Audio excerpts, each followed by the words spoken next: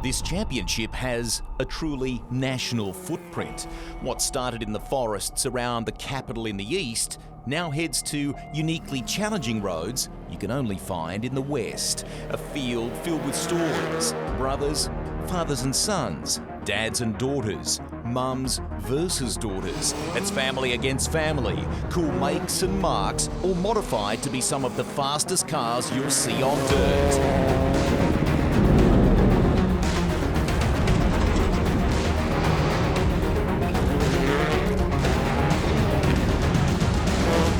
This is the Forest Rally of Western Australia, round 2 of the 2024 Bosch Motorsport Australia Rally Championship.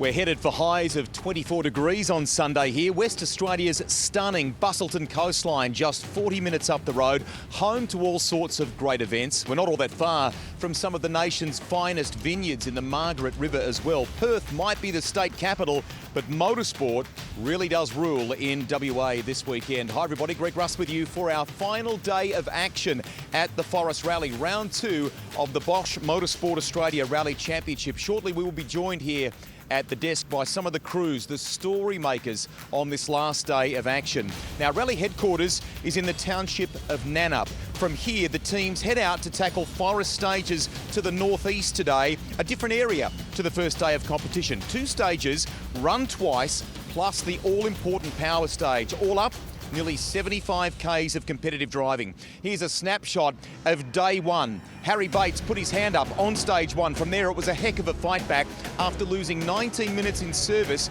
to win most of the stages and recover for 4th. Driveline, alternator issues for Molly Taylor, compounded by some controlled check-in penalties that cost her the Production Cup win yesterday for the heat.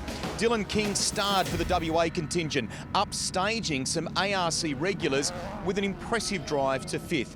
Eddie Maguire, well, he equalled his best performance in the ARC, bringing the Skoda home in 2nd. Late in the day, we learned of a tyre-related penalty for Lewis Bates that saw a top 3 finish slip from his grasp, dropping him to 7th.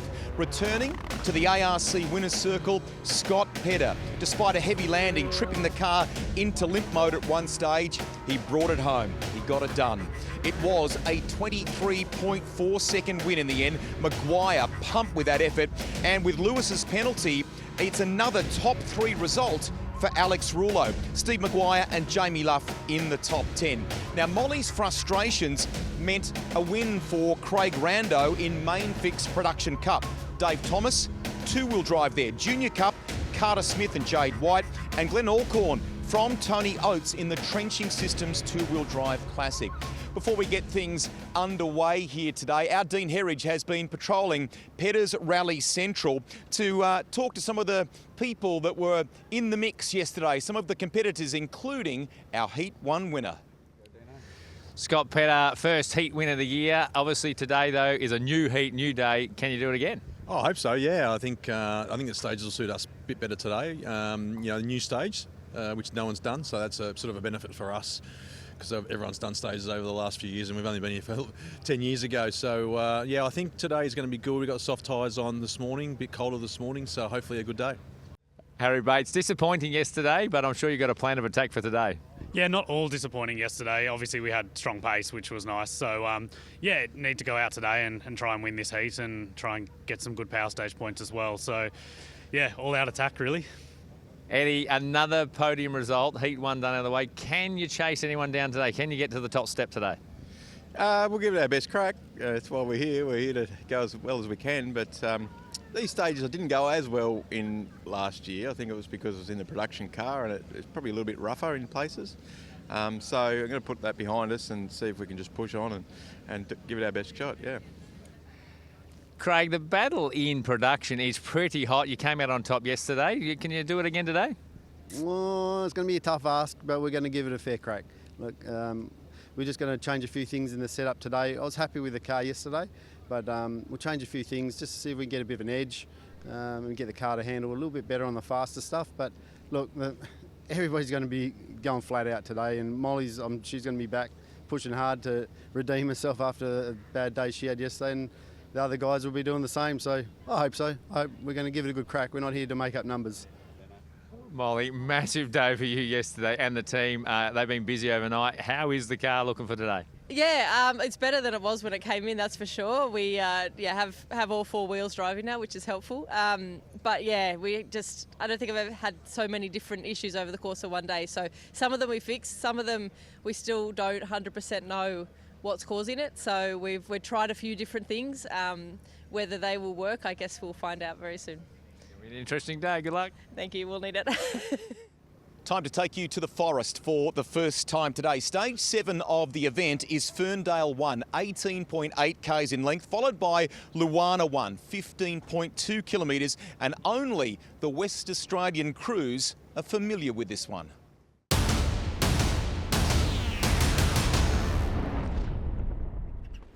Harry Bates was kept busy as the first to cross the loose surface through the autumn sunshine.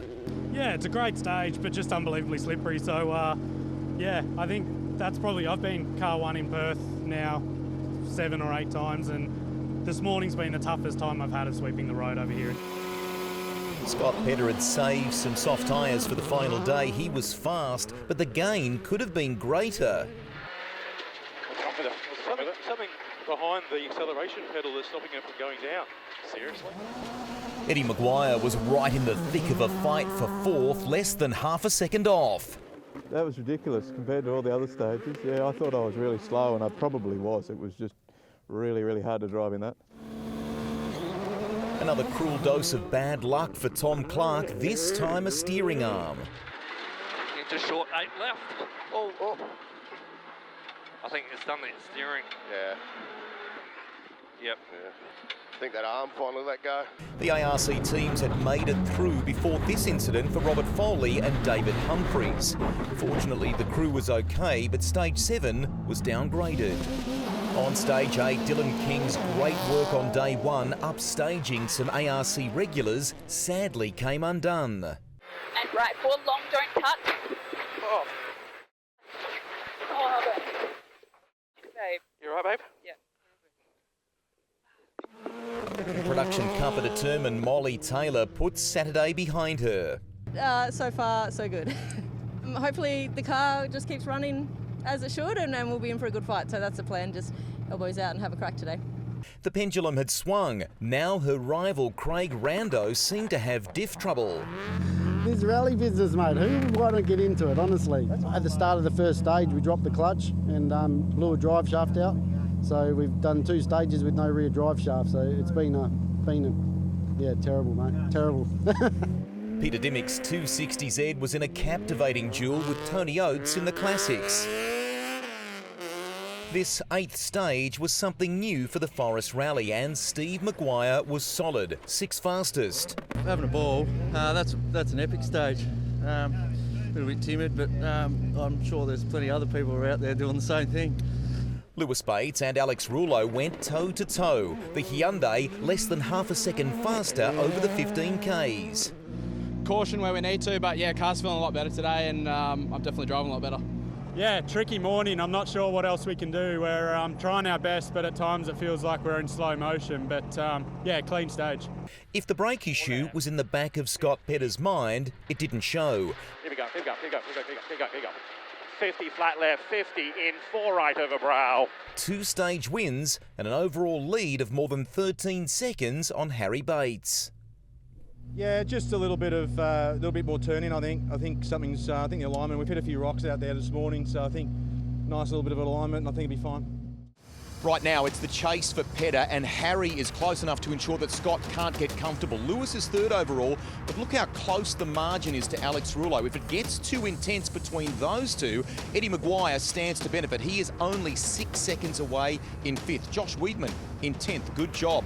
Molly Taylor is 55 seconds ahead in Main Fix Production Cup already. Dave Thomas leads 2-wheel drive. Junior Cup, Carter Smith and Jade White. And Glenn Alcorn in the Toyota Sprinter heads Trenching Systems 2-wheel drive classic. We are joined at the desk here now by Eddie Maguire. A bit to get through with him after an awesome day here yesterday. Can we reflect on that, equaling a best result for you in ARC terms? Yeah, no, it was a fantastic weekend for us. I really love the roads over here in Western Australia. I mean, they're really fast in spaces and really flowing. They're just a great surface. A very enjoyable event. People will see in our coverage coming up just how you rolled the dice and you went for it on Sunday. I greatly admire that. Sadly, didn't come off, did it? What state's the car in? Yeah, we were caught sleeping this morning, so we really had to push hard in the afternoon, and we rolled the dice. We ran some second-hand softs, and it paid off. We got a bit of time back on Alex Rouleau, but coming down to the last stage, we had to make up 6 seconds on Lewis to win the event. In only a 6 kilometre stage. So second to K, a little bit unrealistic, but we gave it everything we could, and unfortunately we gave it a bit too much, and yeah, we sent it off the road straight ahead on a jump. The cars don't turn when they're in the air, unfortunately, and yeah, we lost a minute or so in there and managed to get out, which was fantastic, and he managed to come away with second. Stick around for that. That's coming up in our coverage. We've just recapped stages 7 and 8 there. Just interesting to pick up on something you said a moment ago. On reflection, that first stage of the day, had you had, I mean, it's ifs, buts and maybes, I know, but if it was a better result there, it might have changed things? It would have been a lot easier. Potentially we could have won the event. We went out on mediums. Mediums, they're fine. The tyre's fine, but I just don't think we had the setup right in the car yet for the medium tyre. The softs we're really comfortable with. So we went out on the mediums. Yeah, just couldn't get in the groove. Lost a heap of time. So yeah, we decided to put the second-hand mediums on and made up a bit of time. Couple of quick ones to finish here. Firstly, tight turnaround, relatively speaking, given that you've got to get back to Tassie from here. We're off to Queensland next, so there's lots of miles for the crew to do here. What repair time for the car? And I guess that prevents you from doing some testing, does it? It does. Look, we lose a week getting home, and because we had the crash and we ran the car hot, the engine might be stuffed. So we've got to try and find an engine and get that from overseas potentially quickly. So plus the damage to the body of the car as well. So yeah, there'll be definitely no time for testing. And we'll be flat out trying to prepare and get ready for Gympie. We are kind of, without trying to oversell it, really impressed with the competitiveness at the pointy end of this championship right now. Talk about it from your perspective. How difficult is it? I mean, you went so close, Eddie, to trying to win this thing, didn't you? Yeah, look, the competitive side of it, in comparison to last year, I think it's really lifted. I mean, Alex Rouleau, he tends to go to sleep a little bit on day one. He had that habit last year as well, but and he came alive on Sunday. Yeah, on day 2, he just sends it, and he's going really well. He'll be a real competitor once he works out how to go hard early.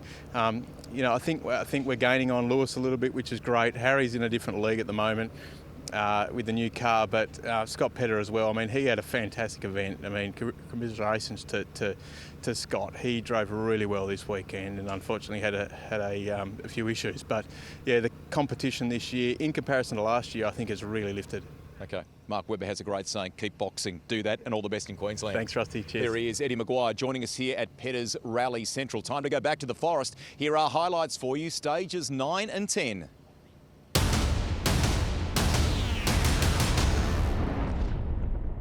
Right, 50 down caution, don't leap bad, short 6 left, leap bad. Some days are diamonds in this game, some are stone, and occasionally you get both extremes. Scott Petter hit with a cruel reminder.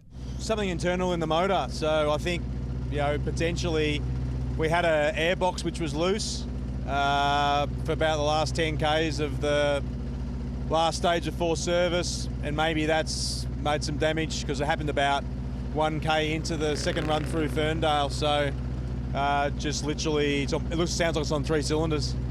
As Petter plummeted down the leaderboard, Harry Bates was some 27 seconds faster on his second pass over Ferndale. He'd moved into the outright lead, but the battle for the remainder of the podium was gripping. Eddie Maguire surged ahead of Alex Rouleau into third outright, but by only 3/10. It's certainly getting a bit spicy, isn't it? No, we're going to try. We'll give it everything we can. We took a bit of a risk and ran some second-hand softs through there, and it's paying off. I'm not a big fan of the mediums in this car. I don't think we've got the setup in the car for the mediums, but the softs seem to be going all right. So we threw some second-hand softs on, and it went really well. So we'll give it everything we can on the last stage. Continuing to defy the odds, Molly Taylor, in a production-based WRX, bagged 6th fastest. The last 2 stages, everything started coming together. We made a few changes with the car. We didn't really get a chance to dial it in yesterday. We were just trying to put out all the bushfires.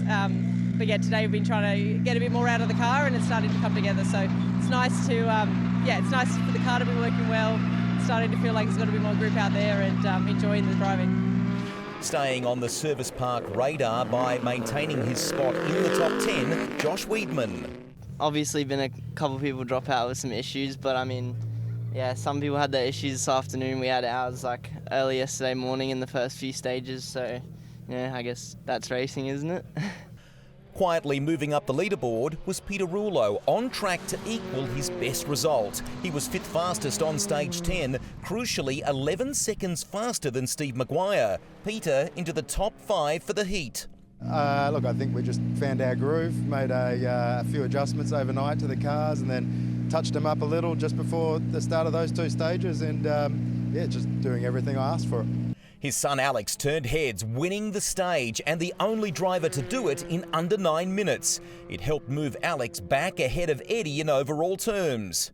Yeah, pretty happy with that. Wasn't too sure how we went. It was pretty sketchy, but we tidied up some spots from the first run, and I think it's my first stage win on a real piece of road. Maguire was third on stage, a weekend podium still on target, and he was prepared to fight for it. Incredibly, Harry Bates was only 0.2 behind Alex Rouleau after 15 Ks, which kept him top of the leaderboard. With only the power stage to go, we were in for an epic finish. Can't quite believe the position we're in right at the moment. Wouldn't have thought this at the lunchtime service, and certainly wouldn't have thought it yesterday when we were 29th or something after stage 1. So, yeah, we've just kept fighting, I guess, kept it consistent, and obviously managed to capitalise on a couple of others' dramas. It's not over yet, but Coral and I have a pretty solid job to do now, which is to go in and get some power stage points, and then we'll see how it goes after that. Harry leads the heat at this point, daring to dream about a second straight event win when yesterday it seemed almost impossible. He has more than 30 seconds in the pocket over Lewis. Eddie Maguire will have to dig even deeper. Look how close he is to Alex. Jamie Luff doing everything right for that trouble-free event that he craves. Molly Taylor with 2 minutes at this point over Josh Wiedman in Main Fix Production Cup. Dave Thomas on top of two-wheel drive, and a change in Trenching Systems two-wheel drive classic as well. Tony Oates now leads there. Delighted to be joined at the desk by the guy we just mentioned in Jamie Luff. Bit to talk about with him during round 2, because it's actually gone pretty smooth for you. Smooth sailing. Was that an overarching objective coming into this one? Yeah, definitely. The aim of the game was to get through this one with no issues, and that was the aim of the game for Canberra, and obviously that didn't work for us. Last stage, 5Ks to go, we had a little issue, so yeah, we've made it through this one. Not one problem, bar a puncture, so very happy with that. How delicate is that balance? Because, you know, often they say that you're actually better off being at the limit. If you roll off too much, that's actually when trouble can strike, isn't it? Yeah, honestly, it was quite hard. I was not driving slow, but I was trying to keep it a little bit consistent, but just backed off that one notch, and sometimes it almost caught me out, to be honest, just trying to not be silly.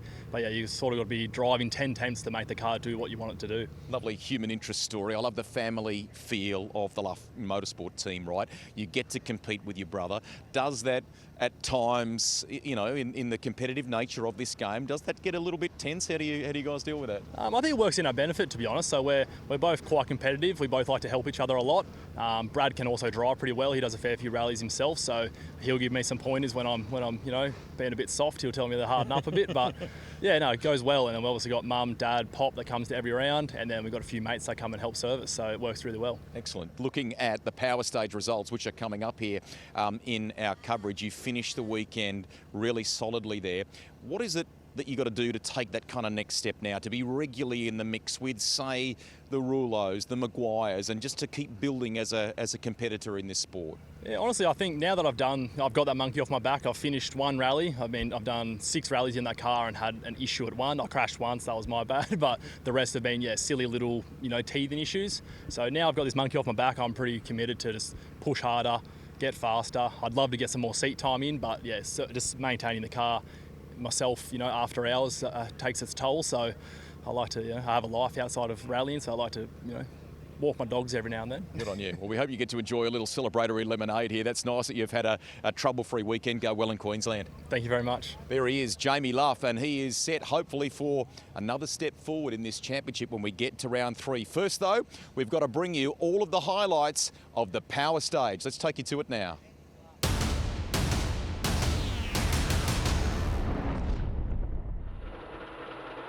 Five, 4, 3, 2, 1.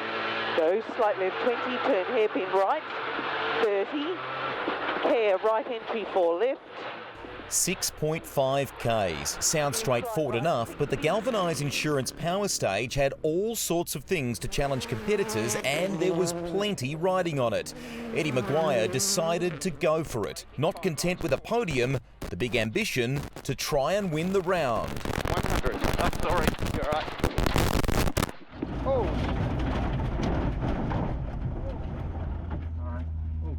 I launched it over at Crest. You can't stop a car when it's in the air, and we just went straight off, backed out into a tree, and then trying to find another track. Yeah, no, marked it right up. Both Peter Rouleau and Steve Maguire stepped it up here, an indication of the intensity of their battle.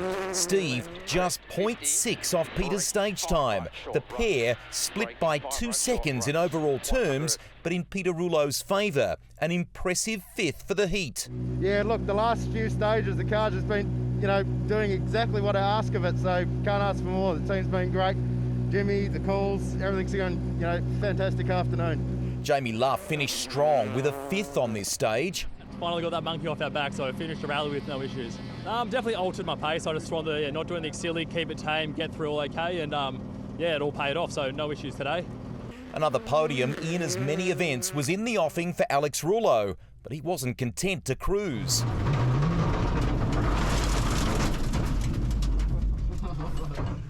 Oh no. The overstep didn't change the outcome for Alex, but it underscored the ferocity of the fight with Eddie Maguire. I'm just happy that, from yesterday to today, like a lot of those quarters we ran yesterday were just so much better and just driving a lot better. So, regardless of the result, really happy with the weekend.